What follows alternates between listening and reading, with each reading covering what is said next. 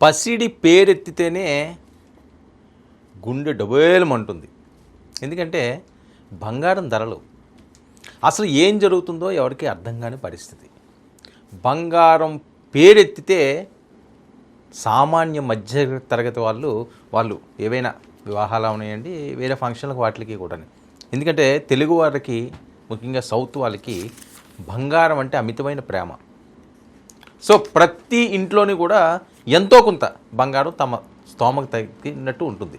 ఇక ఫంక్షన్లకు అయితే ఖచ్చితంగా ఏ శుభకార్యాలు జరిగినా సరే ఎక్కువగా బంగారమే పర్చేజ్ చేస్తుంటారు. అప్పు చేసినా సరే ఏదో ఒకటి కొనుక్కోవాలి. సో అలాంటి పరిస్థితులు ఎన్నో మనం చూస్తుంటాం. కానీ ఇప్పుడు ఆ బంగారం జోలికి వెళ్ళాలంటే సామాన్య మధ్యతరగతి వాళ్ళకి అందని ద్రాక్ష కూర్చుంది. సరే, డబ్బున్న వాళ్ళకి ఎప్పుడు కూడా వాళ్ళకి నడుస్తుంటుంది, వాళ్ళ గురించి వేరే ప్రస్తావించాల్సిన అవసరం లేదు. అసలు ఈ బంగారం పరిస్థితి ఏంటి? ఎందుకింత ధర ఆకాశాన్ని అంటుతుంది? లక్షలు పెరిగిపోతున్న నేపథ్యం. అయితే ఒక శుభవార్త అంటున్నారు. బంగారం మీద ఎవరైతే ఇన్వెస్ట్మెంట్లు చేస్తారో దాన్ని ఇంకా ఆపుకుంటే మంచిది అని చెప్పి కొంతమంది సూచిస్తున్నారు. ఎందుకు ఆపుకోవాలి అంటే బంగారం ధర డామ్ అని పడిపోయే పరిస్థితి కనిపిస్తున్నది రానున్న రోజుల్లో. ఎవరైతే దీని మీద అధికంగా ఇన్వెస్ట్ చేస్తారో వాళ్ళు నిండా మునిగిపోతారు అన్నది. మరి ఇందులో ఉన్న వాస్తవాలేంటి, అవాస్తవాలేంటి, బంగారం ధర అంత దారుణంగా పడిపోవడానికి కారణం ఏంటి, అది నిజంగా పడిపోతుందా ఇంకా పెరిగిపోతుందా, అవన్నీ కూడా వివరంగా తెలుసుకునే ప్రయత్నం చేద్దాం. వచ్చే 3 నెలల్లో బంగారం ఢమాల్, సగానికి పైగా పడిపోయే ఛాన్స్. యుద్ధం బూచి చూపి విపరీతంగా పోగేస్తున్న పలు దేశాలు బంగారాన్ని.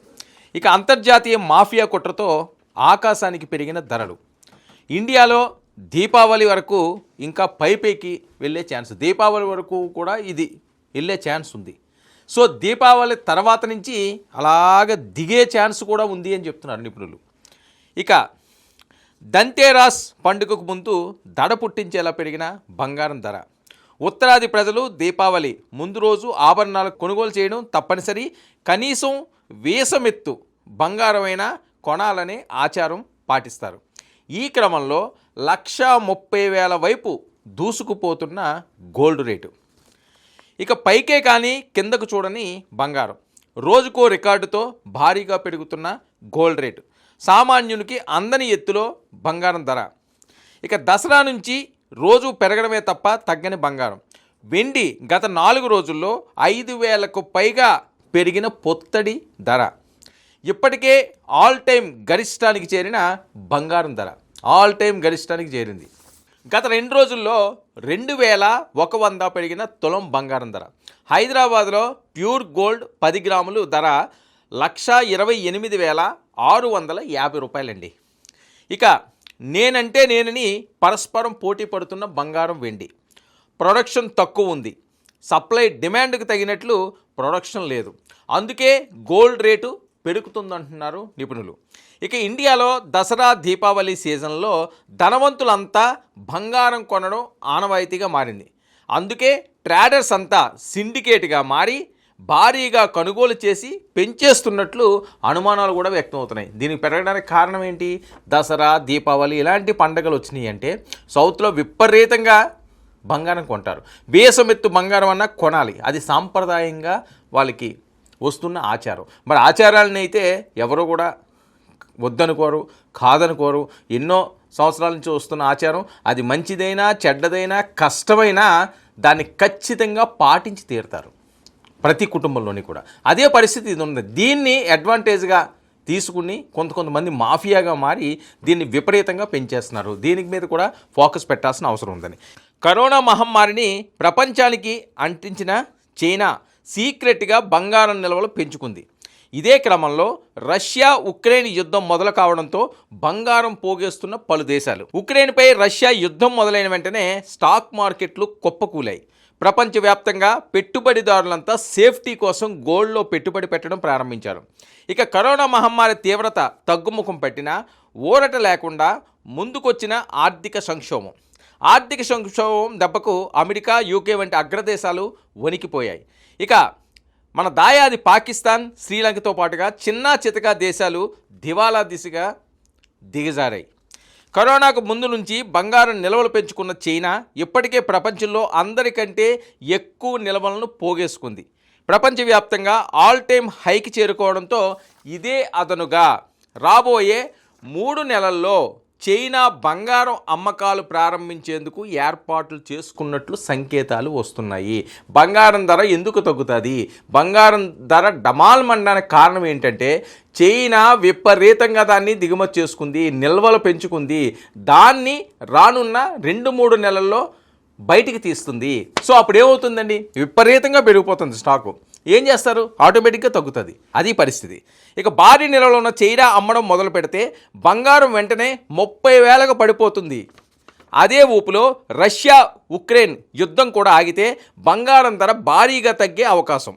ఇక తులం 50,000కు పడిపోయినా ఆశ్చర్యపోవాల్సిన పరిస్థితి ఉందన్నది ఆర్థిక రంగ నిపుణులు అంచనా.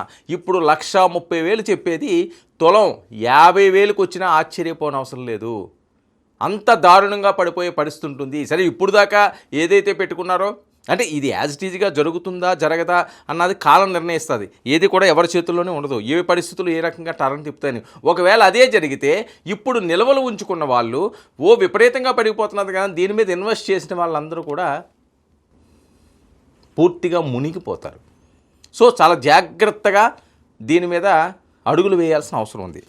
ఇక రష్యా ఉక్రెయిన్ యుద్ధం కూడా 3 నెలల్లో అటో ఇటో తేలిపోయే అవకాశం. యుద్ధం ఆగితే బంగారం ధర వెంటనే భారీగా పడిపోవడం ఖాయం. అందుకే ఉక్రెయిన్లో భూగర్భ ఖనిజ నిక్షేపాలపై హక్కులు సాధించుకున్న అమెరికా పాకిస్తాన్లోని బలూచిస్తాన్ ప్రావిన్స్ ప్రాంతాల్లో ఖనిజ నిక్షేపాలపై కూడా ఒప్పందాలు చేసుకుంటుంది. అమెరికా అటు ఉక్రెయిన్ ఇటు పాకిస్తాన్లో ఖనిజ నిక్షేపాల తవ్వకాలు ప్రారంభించిన వెంటనే ఉక్రెయిన్ యుద్ధం ముగిసేలా ప్రపంచ దేశాలు వ్యూహాలు కుట్రకు పాల్పడుతున్నట్లు సంకేతాలు వస్తున్నాయి. 24 గంటల్లో యుద్ధం ఆపేస్తామన్న ట్రంప్ ఏడాది పూర్తయినా ఆపకపోతే చెడ్డ పేరు మూట కట్టుకుంటారు. ఇక అందుకే వచ్చే జనవరి 20 లోపు ఉక్రెయిన్ పాకిస్తాన్లో ఖనిజ నిక్షేపాల తవ్వకాల పనులు మొదలుపెట్టిన వెంటనే యుద్ధం ఆపేసే అవకాశం. ఇదే జరిగితే బంగారం ధర మళ్ళీ పాత స్థితికే అంటే తులం 50,000కే పడిపోయే అవకాశం ఉందని అంచనా. రష్యా ఉక్రెయిన్ యుద్ధం ఆగితే మెల్లగా అన్ని ధరలు భారీగా తగ్గే అవకాశం ఉంది. చాలా ఎక్కువ ఛాన్సెస్ ఉన్నాయి. చైనా రష్యా ఉక్రెయిన్ యుద్ధం ఆగితే చైనా తన దగ్గరున్న అపారమైన నిల్వలు బయటికి తీస్తే దాన్ని అమ్మకానికి పెడితే బంగారం విచ్చలవిడిగా దొరుకుతుంది. 1,30,000 ఉన్నది ఇప్పుడు వీళ్ళు అంచనా వేస్తున్నట్లుగా ఒకవేళ అదే జరిగితే, ఇలా జరుగుతుందని కూడా 100% ఏది చెప్పలేం. కానీ ఇదే జరిగితే పరిస్థితి ఏంటండి?